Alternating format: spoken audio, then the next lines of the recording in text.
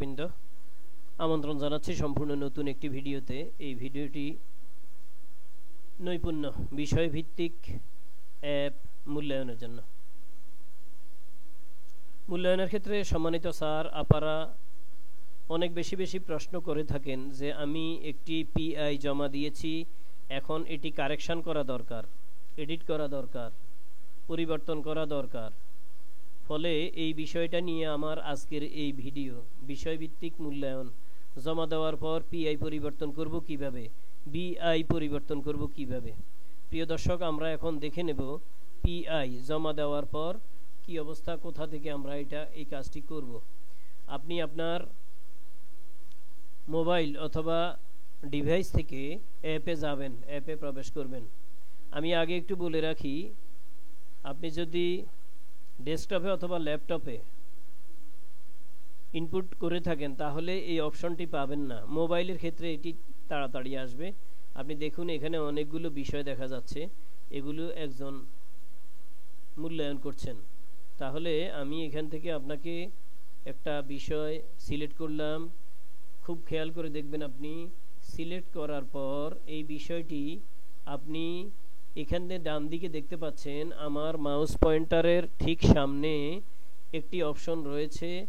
আমি এটি এখন ক্লিক করব, আপনি খেয়াল করবেন। এই যে আমি ক্লিক করলাম, ক্লিক করলে দেখাচ্ছে আপনি এখন মূল্যায়নে নেই।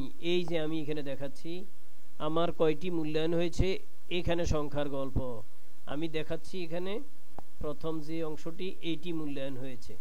এবারে আমি দেখাই তাহলে কি হয় দেখেন আপনি একটু। এই যে এখানে ক্লিক করলাম, এবারে চলে আসছে মেসেজ, চলে আসছে, বলছে পুনর্মূল্যায়নের জন্য আবেদন। আপনি কি এই বিষয়ের জন্য পুনরায় মূল্যায়ন করতে ইচ্ছুক? আমি ডান দিকে যদি ইচ্ছা না থাকে তাহলে না লিখব, আর যদি ইচ্ছা থাকে তাহলে ডান দিকে অর্থাৎ ঠিক আছেতে ক্লিক করব। আমি ক্লিক করলাম, এবারে একটা মেসেজ আসবে, দেখবেন আমি অপেক্ষা করছি, একটি মেসেজ আসবে।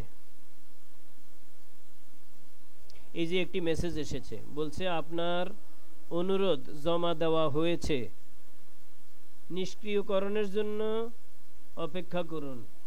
ঠিক আছে, আমি এই মেসেজটি বন্ধ করছি। আমার মূল্যায়ন অনুরোধ জমা হয়ে গেছে।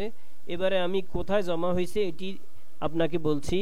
আপনার প্রতিষ্ঠানের লগইন যেটা, ওই প্রতিষ্ঠান লগইনে গেলে আপনি এটি মূল্যায়ন নিজেই অনুমোদন করতে পারবেন, অথবা প্রতিষ্ঠান প্রধান অথবা যিনি এটা পরিচালনা করেন তিনি এটি অনুমোদন করবেন। প্রিয় দর্শক, সম্মানিত সহকর্মীবৃন্দ, আমরা এখন ওই মাস্টার নৈপুণ্যে চলে যাচ্ছি। এই যে আমার মাস্টার নৈপুণ্য এখানে ওপেন করা আছে, আমি এটাতেই দেখতে পাচ্ছি। ডান দিকে আপনি খেয়াল করবেন, এই যে আবেদন লেখা আছে, এখানে অনেকগুলো পরিবর্তনের এরকম আবেদন আছে। এই আবেদনগুলো এখন এখান থেকে অনুমোদন করা যাবে, সবগুলো আবেদন এখান থেকে অনুমোদন করা যাবে, অনেকগুলো আছে। তাহলে আপনি যেটি করবেন এটি এইভাবে মাস্টার নৈপুণ্যে এসে জমা হয়ে যাবে। এখান থেকে আপনি এটা অনুমোদন করতে পারবেন। এইখানে দেখতে পাচ্ছেন আমি যেটি জমা দিয়েছি সেটি, এই যে মোর্শেদ আলম আমার নামে, এটি এখানে এসে জমা হয়েছে। আমি অনুমোদন বাটনে ক্লিক করলাম, এবারে হ্যাঁ বাটনে ক্লিক করলাম। এবারে দেখবেন আরেকটি মেসেজ আসবে, নোটিফিকেশন আকারে একটি নোটিফিকেশন আসবে যে আপনার আবেদন অনুমোদন করা হয়েছে। তারপর আপনি এটি আবার আপনার নৈপুণ্যে প্রবেশ করে সম্পূর্ণ কাজটি এডিট করতে পারবেন। আজ এ পর্যন্তই। এই ভিডিও ধৈর্য সহকারে দেখার জন্য আপনাকে অসংখ্য ধন্যবাদ। আল্লাহ হাফেজ।